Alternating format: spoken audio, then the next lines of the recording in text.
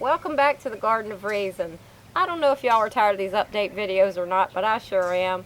I'm up to what, 7 or 8 now, and all I have to show for it is some strawberries, some potatoes with pimples, and some onions the size of golf balls. This has been a rough year.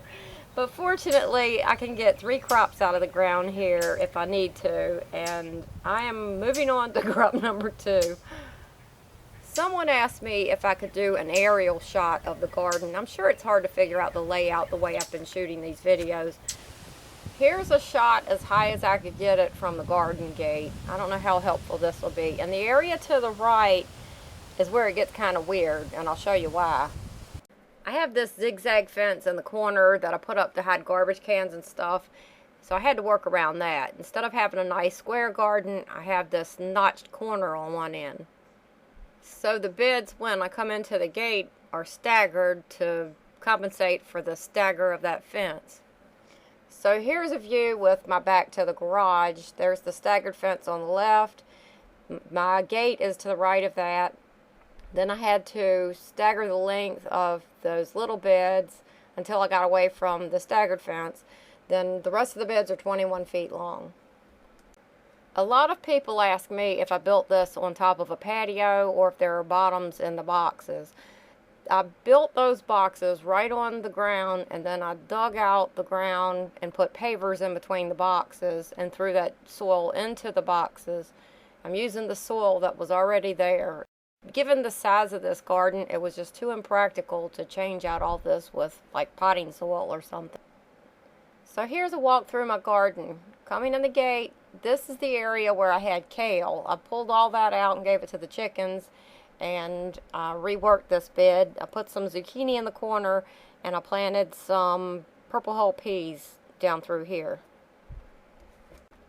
The grapevines are doing great. They are loaded with grapes, so we'll just have to see who gets to eat them, me or the birds or the bugs or some disease.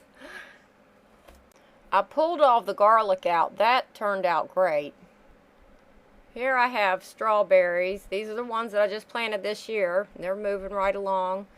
There's my onions, and that's a red Candace grapevine. That one's not doing as well as the others. Then I have more strawberries. Then there's the asparagus. And I have a problem with this falling over into my walkway. So I put up posts, and I'm trying to hold that back with wire. That looks like it's going to work out well. You can see I have wire up here at the top and down at the sides. But I need to find the time to do the rest of it. So watch out. Going through the asparagus. This really is annoying. It's been a problem all along. And then I have the blackberries here along the back side of the fence. They're doing well. They're just full of blooms. Somebody asked me if I had trouble with the grass growing between pavers, and I only have a problem in one spot. I don't know if you just caught it, but that's some Bermuda grass that I just cannot get rid of in that one little spot. The rest of the pavers, I don't have a problem at all with it. So that's the blackberries, and I should be picking some of those soon. There's my compost pile, and yesterday I saw a great big snake laying on top of that pile, so I don't want to be near that anytime soon. There's more strawberries, some blueberries, and they've started ripening. I need to get out there and pick those before the birds get them. And there's more strawberries and more blueberries. So working away from the compost pile, I initially planted carrots in this box, and then I needed more room for strawberries. So I have a few carrots in here along with strawberries. And this is the bug-eaten kale with the beets in the corner there. And then I have 2 boxes here of strawberries. Now remember, these are the ones I just planted this spring. They're everbearers, so I kept the blooms picked off of these for 6 weeks. Then I could let them bear. And I need to keep the runners picked off for the entire year. But they're starting to produce, and I have a few out here that I need to pick already. And keep in mind, these poor plants have been tortured with nonstop rain, but they have really picked up this week. We didn't have rain all week long, But we're supposed to get rain tonight and tomorrow, so I don't know what's going to happen with all of that.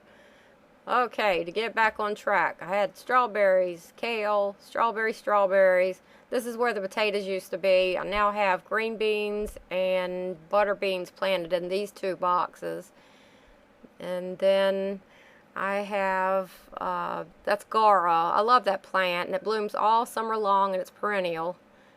And I've heard that it can be a nuisance reseeding itself. I've never had it reseed. And then I have more strawberries here and some horseradish plants, and those things are huge. And then over here I have the sugar beets, and they're starting to push out of the ground a little bit. And I have more strawberries, and I don't think I could ever have too many strawberries. I even have more strawberries planted outside the fence. It takes a lot when you're making jam and things. Like I said, you can't have too many strawberries. And I pulled out the Texas Super Sweet onions. They were finally done. And I planted some pickle bush cucumbers in there. So that's the tour of the garden. Outside the fence, I have some artichokes that are getting ready to produce. That is a lot of garden space for a little bit of food. I think I might just let these bloom because the blooms are gorgeous on them. They have a beautiful color. And artichokes aren't supposed to do well here because it's just too hot for them. But they're growing. I have them in shade. And this one's getting ready to produce too. So there are some big plants for a little bit of food. And I also have blueberries outside the fence, all along the front of the fence. And I need to get out there and pick those too. And out back, I replanted this garden. I have all the usual stuff out here. Cucumbers, green beans, butter beans, purple hull peas, peppers, squash, zucchini, okra, corn, watermelons, Israeli melons, and sweet potatoes, and pumpkins, and I can't remember what else. Oh, of course I have tomatoes out there. And as hard as it was to get out here and replant this garden, you ought to see the soybean fields behind me. They look just as bad as this garden did when I showed it to you last week, flooded. I really feel for the farmers out there.